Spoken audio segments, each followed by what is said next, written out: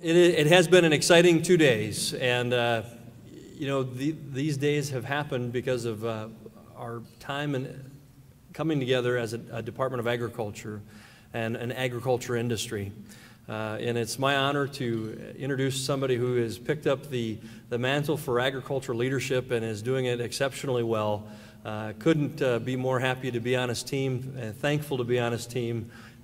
Our friend, Secretary Walt Bones.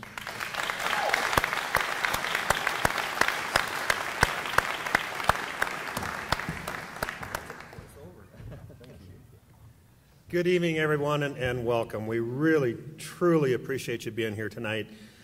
We are overwhelmed by the support, and we've just had a fantastic couple of days. I think it would be appropriate at this time to recognize a few people, and those are the people in the Department of Agriculture that not only brought you this banquet, but to continue to move the #1 industry in our state ahead on a day-to-day basis. One of the things that, again, you all know, I just have been doing this for just a few months, and it's been an extreme honor to serve with the Lieutenant Governor and the whole staff and everybody. But I've come to just a great appreciation for the people that we have working in the Department of Ag and in state government. These are dedicated public servants that just work their tail off. I mean, I usually put in some pretty fair hours there in the office when I'm in Pier. And there's very seldom that I leave that there isn't someone still in the back room still working on something. So I'd like to have my deputy, John Ferris, stand up, I should say. He's been with the department for 17 years and has really kept me floating on an even keel, and I appreciate. Sue Zilverberg is out there, is right here, is my personal assistant, and again, keeps me going straight and narrow, and I really appreciate that. Kevin Fridley, Kevin's still here. He's in the back. He's been with the department. He's our Ag Services Director, been with the department over 15 years, kind of our consumer protection agency, so to speak. Blair Dunn is here somewhere. You can't miss Blair if he stands up. Obviously, he stepped out. He is he's on the phone. Imagine that. Blair is the General Counsel and is the Director of our Ag Policy. And so I'd like to have the whole team from the South Dakota Department of Agriculture please stand up. And most of them are in the back there too, but thank you so very much. Sarah Jorgensen down here in the front has done the heavy lifting on this whole thing. I said it yesterday, I'm going to say it again today. She's got a big smile on her face because she got engaged this past weekend. So, so she's had quite a week. She really has. Two other people I'm going to introduce, and my wife hates this when I do this, but believe me, folks, without the understanding and the support that I have at home, there is no way that I could do this type of thing. But my wife, Jan, and my son, Ryan, just arrived from Lincoln. And so, again, I can't do this without him, believe me. My Uncle Howard Gray is here, my mom's brother. And so, again, it's all about family, and I'm blessed. I truly am. Another one of the, I guess you can call it fraternities, one of the groups is past secretaries. And we've got a couple of them here tonight. I'm going to read a short little bio, then I'd invite each of them to come up and say just a few words. Without their past leadership, without their past commitment, and believe me, until you sit in that chair, you don't understand. I really don't know if you get a full appreciation. Bill didn't tell me.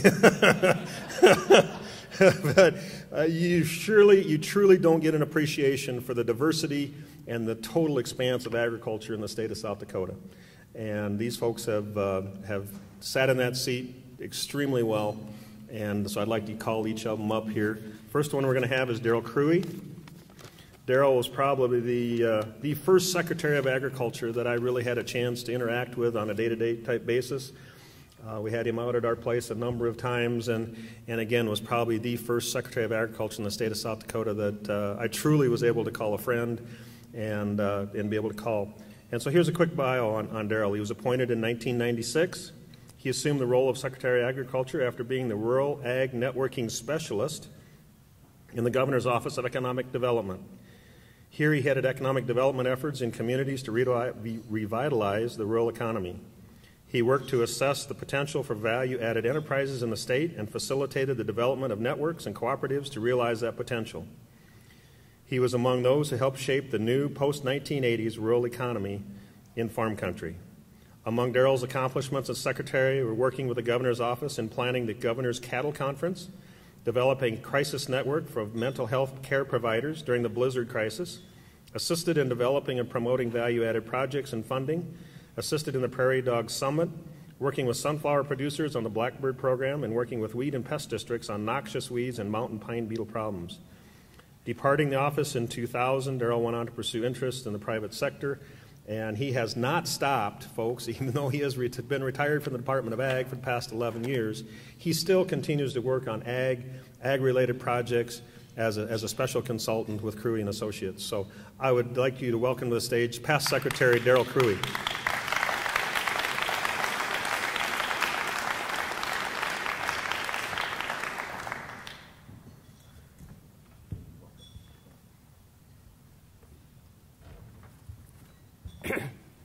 Well, now what do you say?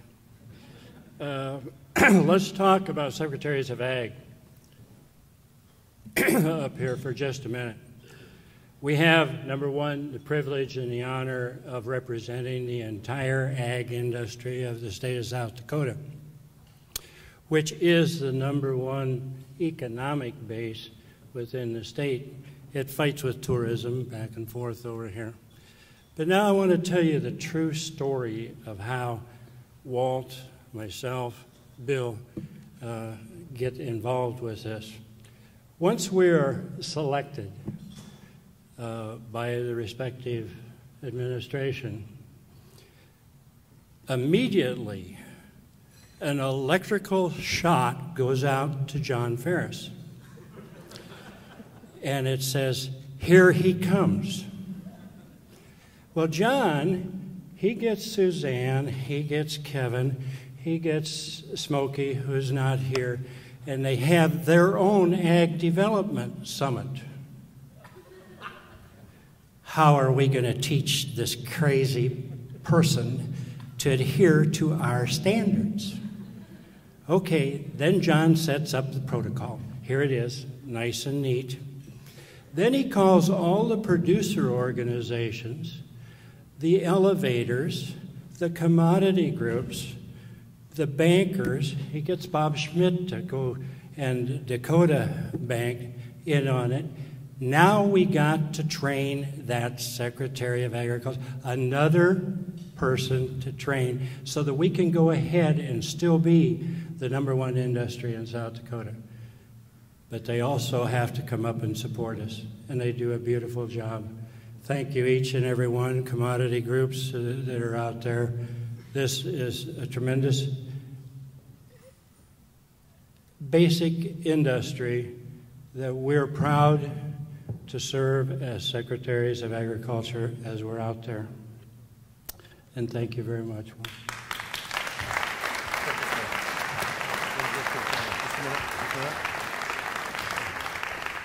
We've put together just a little token of our appreciation, again, for the past support and the past work and the time and the commitment by Darrell and his family. So on behalf of the South Dakota Department of Agriculture, thank you.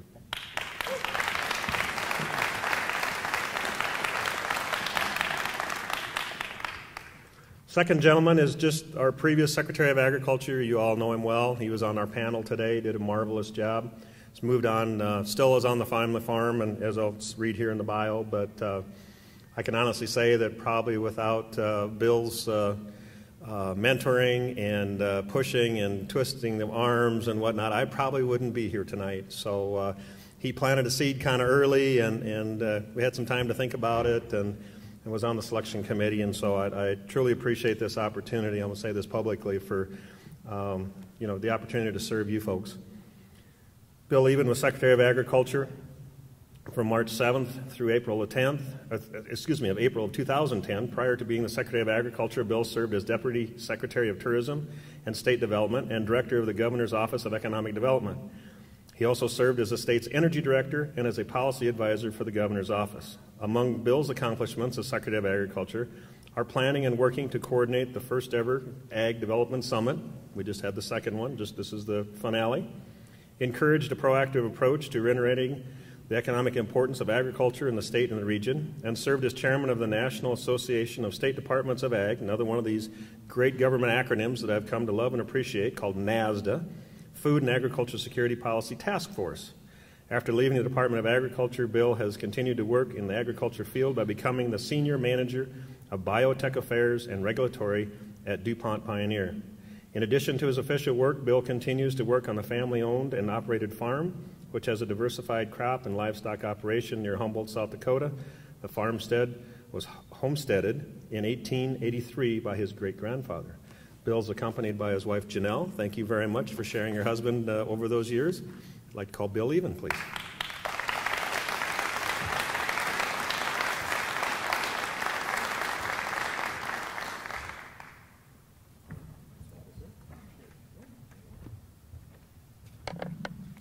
Good evening. Good evening. Good evening.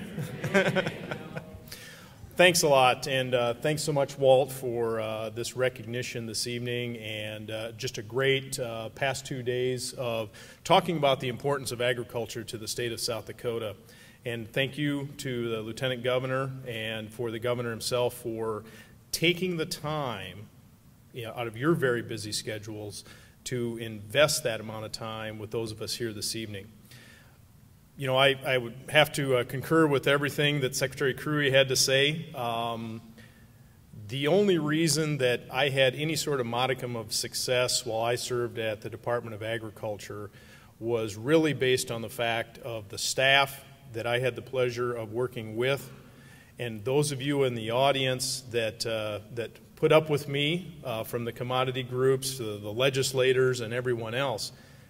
And there's an old adage of,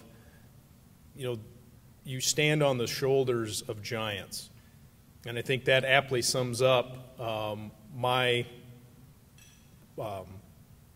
respect for each and every one of you and the time that you put in to not only help me understand the role, but also help the department be successful, help the governor be successful, and help the industry be successful.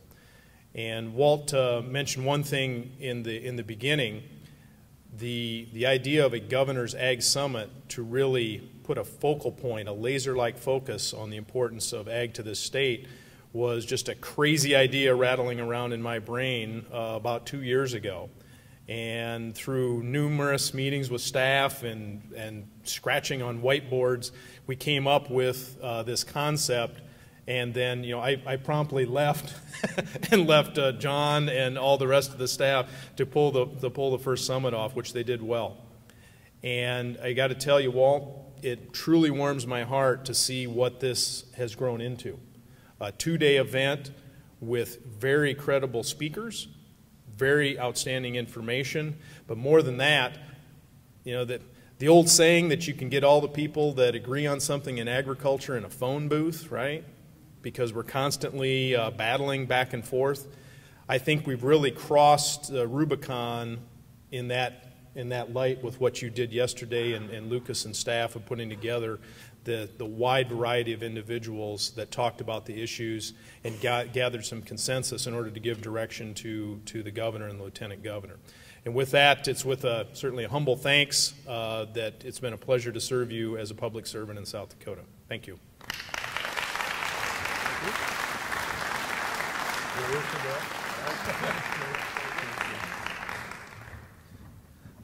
Thank you again, Darrell and Bill, for your past service.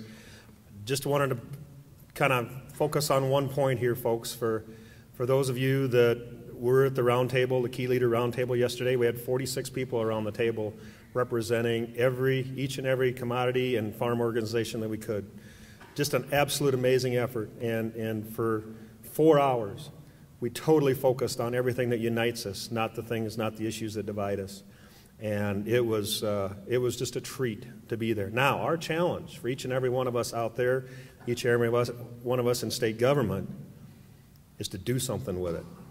I mean, we got to first base. I mean, we haven't scored anything yet. we got some plans put together.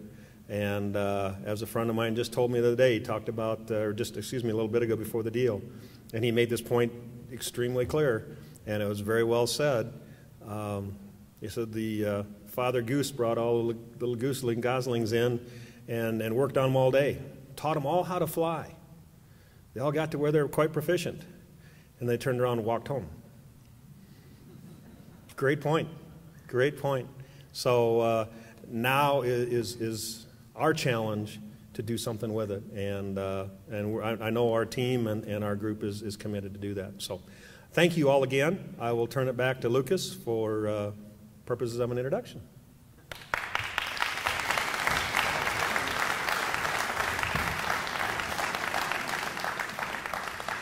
Well, it is an absolute honor and a privilege to be here tonight and enjoying the conversation of agriculture. But we are in for a treat, folks. Somebody that needs very little introduction. Somebody that is a friend of ours, not only within the state government, but on the street. This is somebody that if you meet for the first time in downtown Brookings or Pierre or Yankton, you will be greeted with a hearty handshake and a great smile and a fellow South Dakotan welcome. You know, it's these kind of people, the kind of people that we elect and move into leadership positions for the state of South Dakota that we are truly blessed to call friends, and also truly blessed to call leaders of the great state of South Dakota. And we've got a great partnership going in Pierre and across the state of South Dakota with Governor Dennis Dugard. And our speaker this evening, we are so very fortunate, our Lieutenant Governor, Mr. Matt Michels.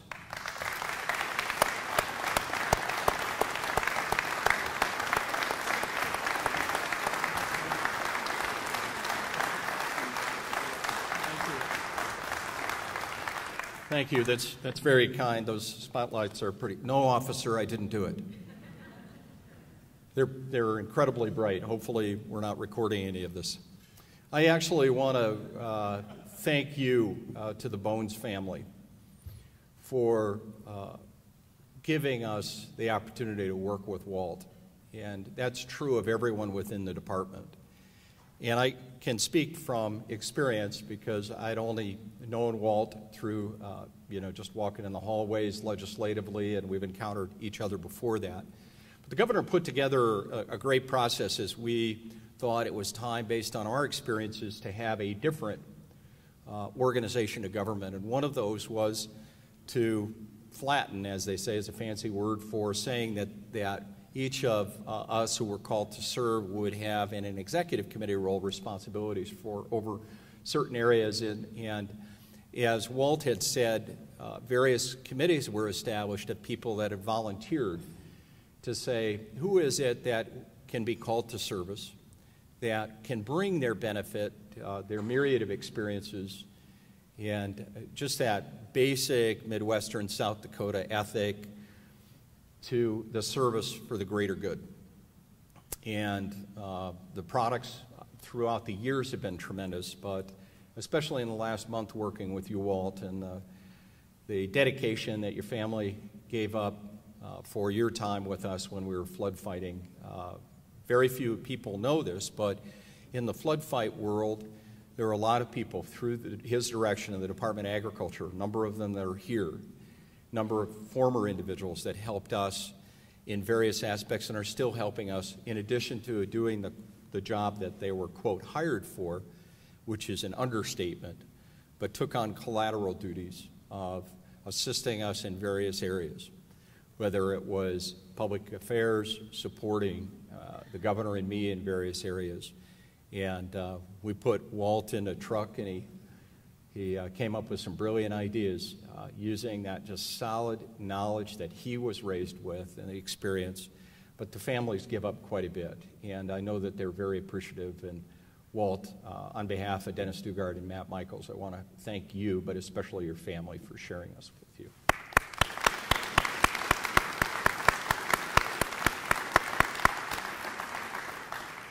One morning, I came in to an operations center down in the southeastern part of South Dakota, which is my home, just like Mike's area. And I come in, and there's very little sleep during this fight, and Walt's over there, and the commander comes and reports. He says, "Lieutenant Governor, I need to tell you something," and he had a smirk on his face, so I thought that he was going to tell me a joke because he was kind of a jokester, and I said, "Oh, come on, I haven't had much sleep. Let's get to work, even though I can be a joker." And he goes, "I'm serious. I'm telling you, I'm serious." And I said, "Well, what is it?" And he goes, "Well, you remember how focused," I was in the Navy, and he says, "You remember how focused you were that we had to have people out in that water in the Missouri there down near Union County because it was so dangerous?" So we got the great people from Sioux Falls Fire and Rescue, Mayor.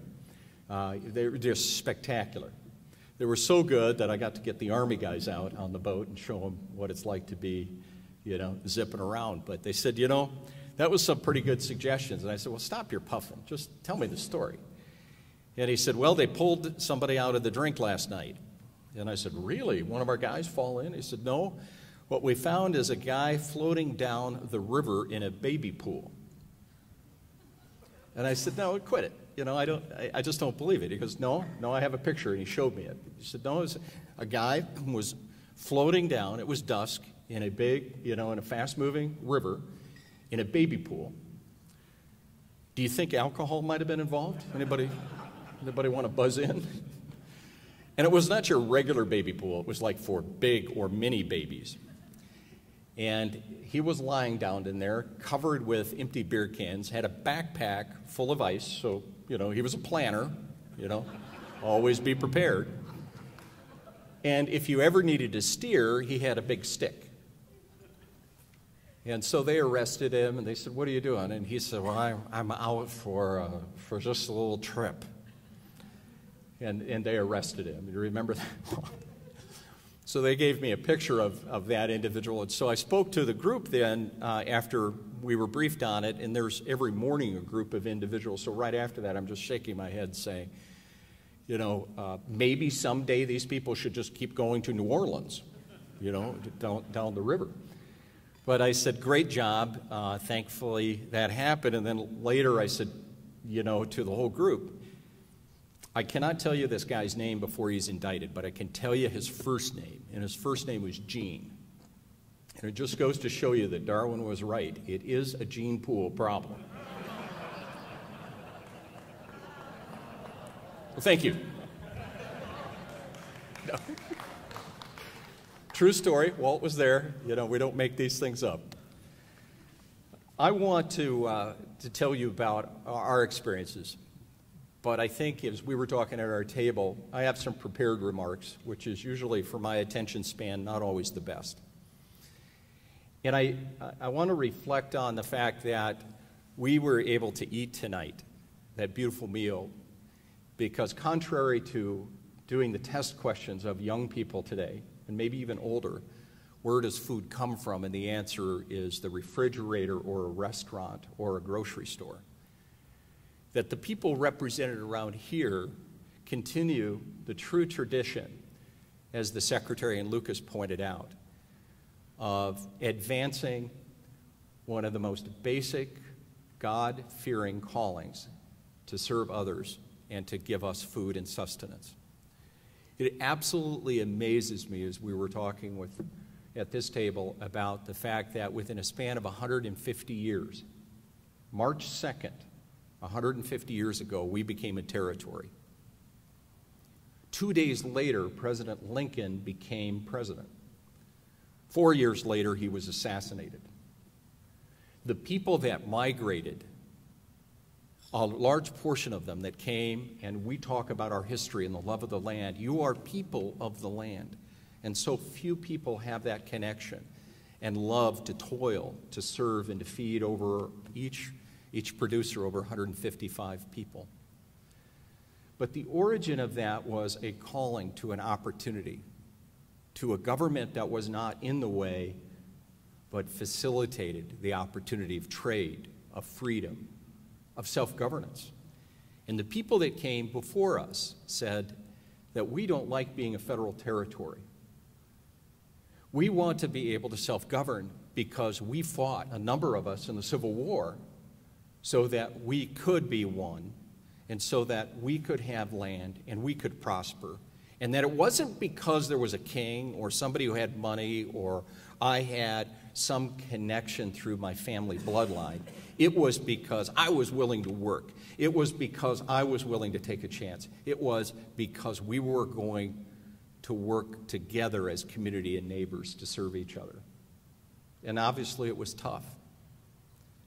And obviously in 150 years, things have changed. I see my friend Gary Kamak, and the first time I went out to Union Center a few years ago, and how many people know where Union Center is? You know, that's 100% more than if I went downtown to a bar in Sioux Falls.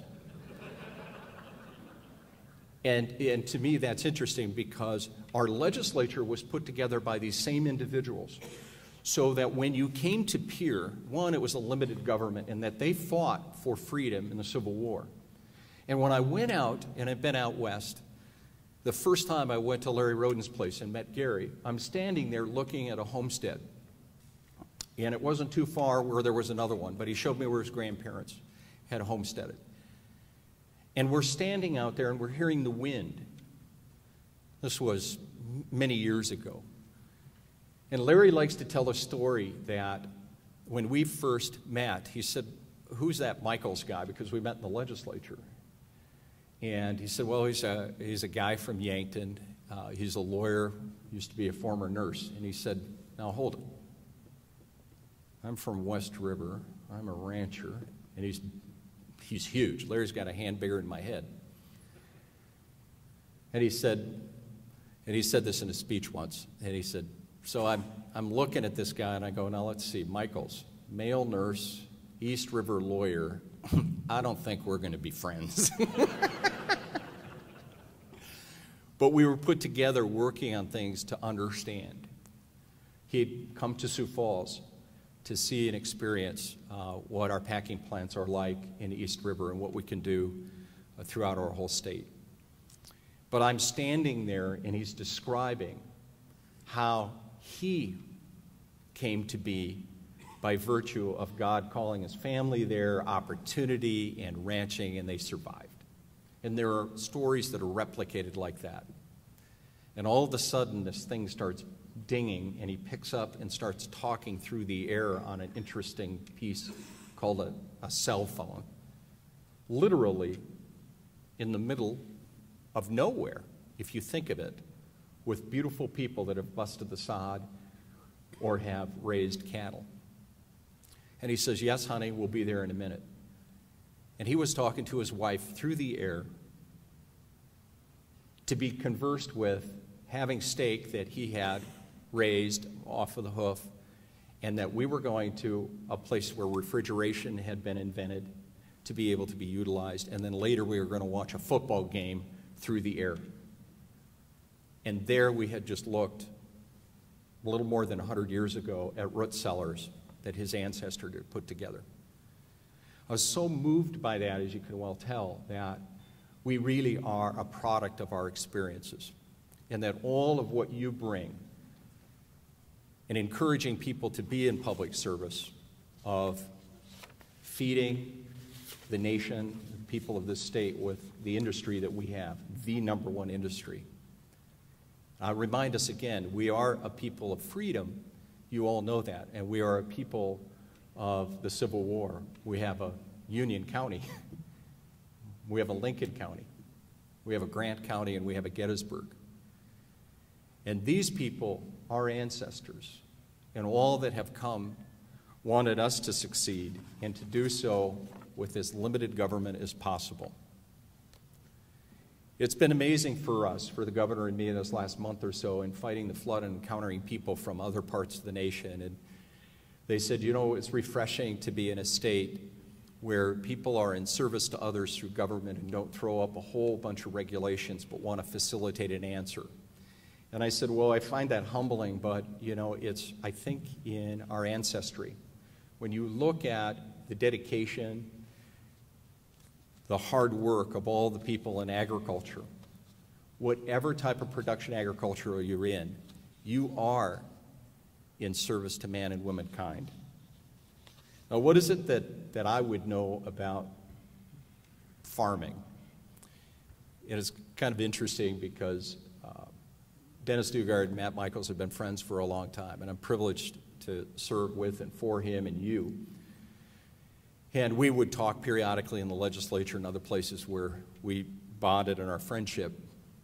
And I always thought, you know, when you get to that, especially down, you know, in the Southeast, where you're trying to have a job or something, I said to my mom, you know, I'm 14 years old, I can't find work. And she said, well, just look in the want ads. So I looked in the want ads, and it said, wanted bean walkers. And I'm thinking, why? Do they need to be exercised? It's kind of interesting. How many people have bean walked here? Yeah, those numbers are getting smaller and smaller, aren't they? But I've had, you know, so I went and signed up for that. That morning, I'll remember it like I never knew. Mike O'Connor from the Southeast, a lot of O'Connors. And Mike comes up with his truck, and they're laden with like 20 other people that I did not know. Everything from hippie to kid. So this little chunky kid gets in there, and they're all looking at me thinking, we got him. And we spent a whole week on our knees cleaning out an old cocklebur field. And there were beans in there somewhere, I was told. And then we went to another field. And this was the second day, or the second week, and it was all button weeds. And then we went the next week, and it was all milkweeds. And I said to the guy, Mike O'Connor, who's a friend of mine today, I said, don't you have anything you can spray these things with? And he looked at me, he says, Michels, you're cheaper. So we bonded, and you're walking, and, you know, you're sitting there talking, and we start all talking about politics or views or what have you seen, and you get all sorts of views. In fact, I got a scar right here from a corn knife because we got into a little argument, and you should see the other guy. We call him One Leg. But through that discussion, the following month, he called me up and he said, do you want to come out and pick rocks?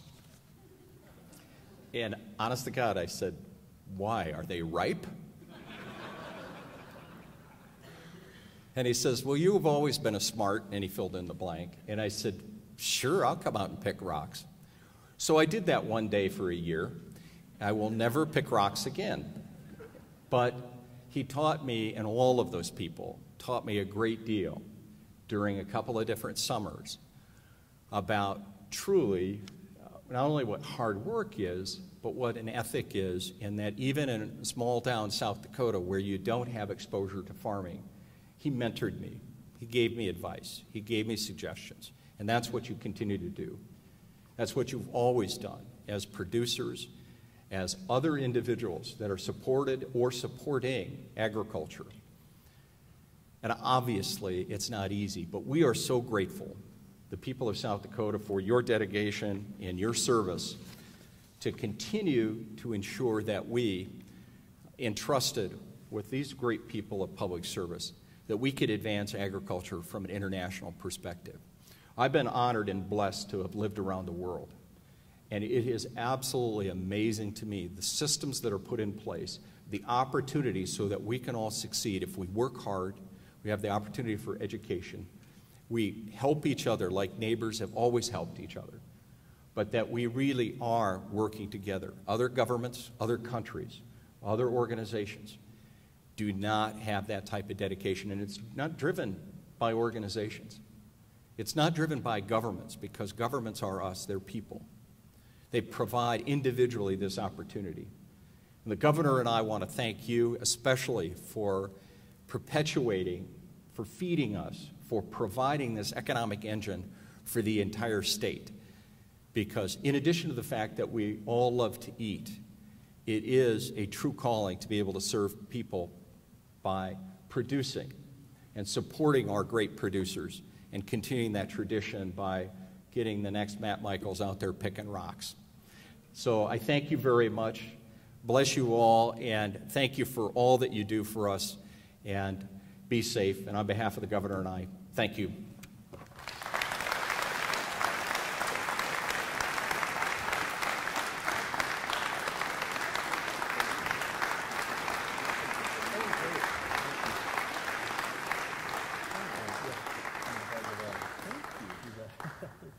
Appreciate it. Thank you. All right. Thank you very much, Lieutenant Governor. Always a pleasure. Are we ready? All right. Well, folks, we're getting to that point in the evening in our schedule. We're going to turn it over to the video. I'm very excited about this year's first ever Governor's Ag Ambassador Award. The first ever South Dakota Ag Ambassador Award is given to a person who has contributed to the state's agriculture industry by increasing the public's awareness, as well as providing leadership and educational opportunities to advance the cause of agriculture in South Dakota. It's important that we recognize the role that agriculture plays in our economy. And one way we can do that is to recognize those who are ambassadors for agriculture. People who have strong ties to agriculture, who've been involved in education about agriculture, people who've been ambassadors already. So this Agriculture Ambassador Award is designed to recognize someone who embodies those characteristics. It's very appropriate that the first Ag Ambassador Award winner is someone who fits the criteria to a T and is the living definition of what an Ag Ambassador should be. The 2011 Ag Ambassador Award goes to Dr. Dan G.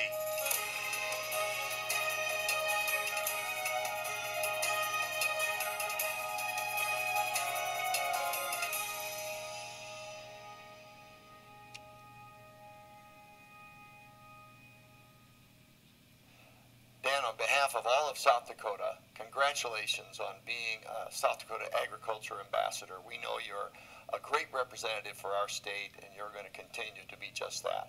Congratulations. Dr. G began his teaching career at SDSU in 1970. During his 30 years of teaching, he implemented many new and innovative practices in animal evaluation and marketing in his classes. Dr. G was also the coach and mentor for SDSU livestock judging teams for 17 years. Dan's got an inherent quality to relate to people, especially students, and just as importantly, Dan knew what the heck he was talking about. I mean, when he taught a livestock marketing class, he put his whole heart and soul into it, and he knew what he was doing. No better judging team coach any place in the country is evidenced by his success. As a professor, someone who's out front teaching, it was amazing to me how great of a listener he is. I think he's a great teacher because he put a spark in the students. He made them visible. He looked for the good things for all the students. After retirement from teaching and coaching in 2000, he was named Executive Director of the South Dakota Agriculture and Rural Leadership Program. He developed the organization and has trained a growing number of individuals to become leaders for South Dakota's most important industry. And his wife, Regine, was again his partner. We both thought we would retire in the year 2000, but that changed the day after Dan retired. He told me he took another job, and wouldn't I be willing to help him with it? Well, several of us had this dream of where South Dakota Ag and Rural Leadership might go, but Dan G. took it from a concept to reality. But now he's taken it to where I would easily tell you that it's, if not the best leadership program in the United States, it's right there with the top 2 or 3. He has developed not only a number of leaders in various organizations, be them county commissions, state legislature. He's reshaped the way that ag businesses are actually working. That group really represents the best of South Dakota's emerging ag leaders. So Dan's presence as a leader of that group has exponentially influenced all of our leaders in agriculture for the future.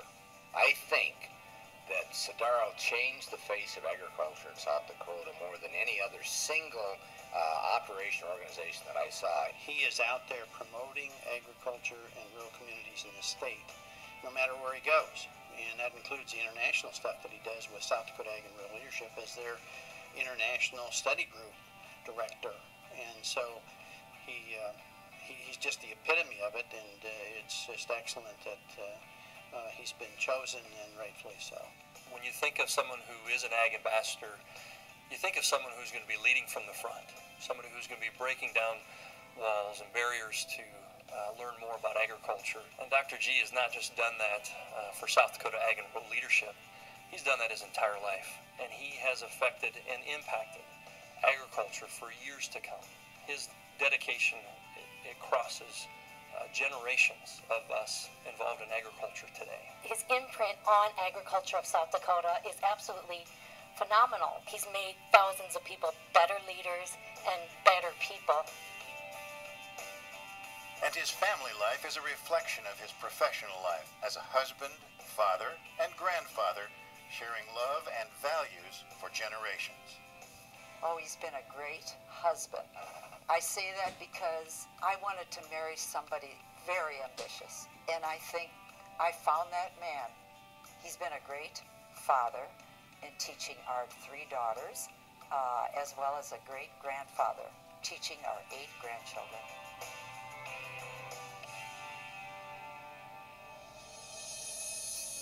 Dr. Dan G's vision has been and continues to be focused on developing leaders to carry on the rich tradition of agriculture in South Dakota. He has, through his ambassadorship of our great industry, ensured a bright future for South Dakota agriculture for years to come. Well, Dan, I'm really proud of you. You've achieved a lot, and it's made me and your 3 daughters very proud of you. Thank you for being a good husband, a good father, and a very special grandpa. Thank you so much for not only all you've done for me, but everything that you've done for agriculture here in the state of South Dakota. This is making my job a whole lot easier. Well, Dan, we've had a lot of fun the last 40 years at basketball games and marketing classes and all the ag-related groups we've been to. I guess to me, the thing that we ask for as we age a little bit is that hopefully we've made a little bit of difference in somebody's life or in the state of South Dakota, the place we love. And Mister, I'll tell you what, you talk about making a difference in the state and especially in the lives of young people. You have done just that, and we appreciate it. You know, you deserve this unselfish dedication. And that's what's really great about what he does. Congratulations. There is no person in my eyes more deserving of this award.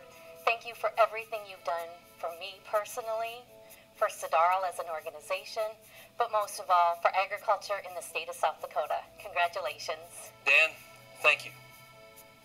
Thank you for all the times that you've ever been our teacher, all the times that you've ever been our friend, all those times that you've taught us to lead from the front. You shared with us that democracy is not a spectator sport, and that our communities and our state and our country are ran by the people that show up. I thank you for encouraging me as a class participant to get involved. But I thank you on behalf of all of us here this evening for your words of encouragement, your belief in each and every one of us. You have made a difference, my friend. And for that, on behalf of all of us, thank you.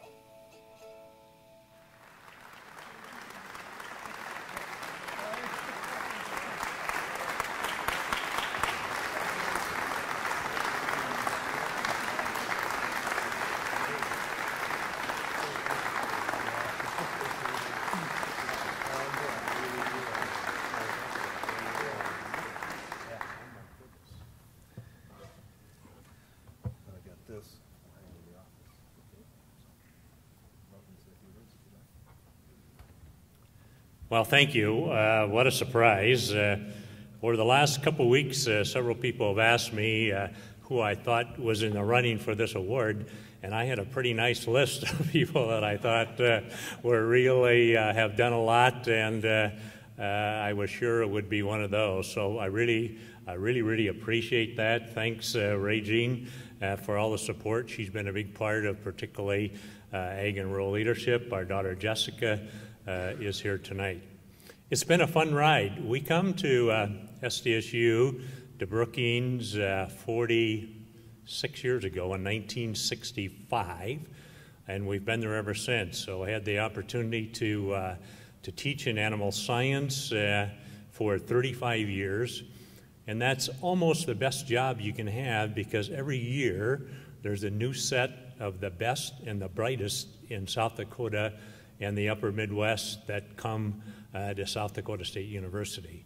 So that's fun. You see a group graduate, and several of you here understand that, and see them very successful. And then in 2000, the opportunity come along to consider this ag and rural leadership, and I didn't know much about, but learned some things about and knew that there was a lot of successful programs in the country. And so, again, it's a bit of a takeoff on what was so good about the university. It's an opportunity to work with the best and the brightest, just in some cases a bit older than they were at SDSU, and several people that were students at SDSU have been through ag and rural leadership. So it's all about people and communication, and as has been said several times today and tonight as well, we are really lucky that we're in the state of South Dakota, that we're involved in agriculture, and that there are so many great people here to work with. Thank you.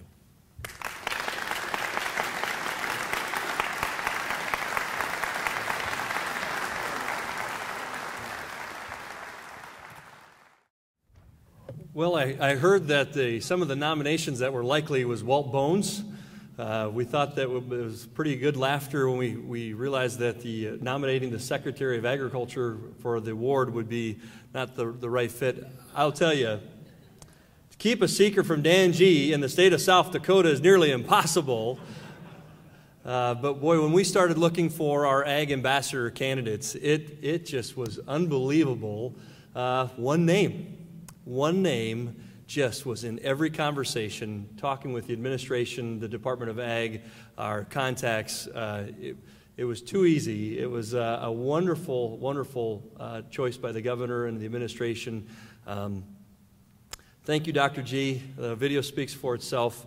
We do have the Governor's Ag Ambassador Award that will hang in the Department of Agriculture. So every year we do have a recipient. We'll be able to add that to the list as well. With that said, I just want to say in closing, just like the video, our community, our state, it's ran by the people that show up, and our ag industry is no different. Our marching orders are to go and do goodwill on behalf of agriculture, tell our story, do it and do it consistently, and don't give up. And listen for those new innovative ideas. Let's bring our youth, continue to reach out and educate those around us, and tell our story. With that said, special thanks to everybody involved in the planning of the Ag Summit. Our staff was fantastic, and thank you very much for staying and being part of this evening's celebration. Travel safely and good night.